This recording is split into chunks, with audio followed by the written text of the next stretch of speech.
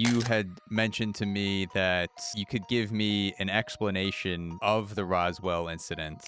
Tell me about Project Mogul, its connection to Roswell, and your meeting with physicist Judge Ellison. When I met Judge Ellison at Georgia Tech, when I was working on another project, I found someone who worked on that project, Project Mogul, in Roswell, New Mexico, and he knew exactly what had happened. So it turns out these balloons they'd send up, it wasn't just a balloon, it was a string of 30 balloons strung together in a long line of balloons. The thing was made so that it would rise in the atmosphere until it got too high in the atmosphere. It would recognize that because it had an altimeter on board, and it would release the top balloon. So you'd lose some of your lifting capability, and the thing would come down to a decent altitude. And then one of those things to just fly around very high in the atmosphere so they could detect Soviet atomic bomb testing. Because atomic bomb testing puts a shock wave into the atmosphere. It's a sound so low you can't hear it. It's a low frequency sound. But if you make a microphone that is big enough,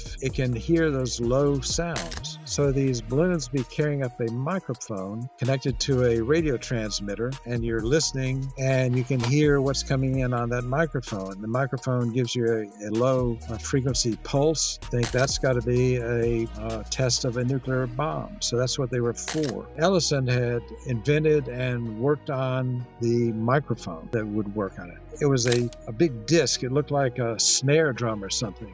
And they called him the flying disc. That was the name that flying saucer, yeah. Flying disc, flying saucer, yeah. And when one of those things went down in a storm, it was all very, very secret. You didn't want the Soviets to know that we were listening in the atmosphere to their atomic bomb explosions. And for that reason, it was top secret. So when the thing came down on a guy's farm, you had to not tell him exactly what it was, but you had to go out and get the stuff off his farm. You know, they have an officer who works with the local publications, newspaper and so on, the journalists, and he's supposed to tell them what happened, but not really tell them what happened.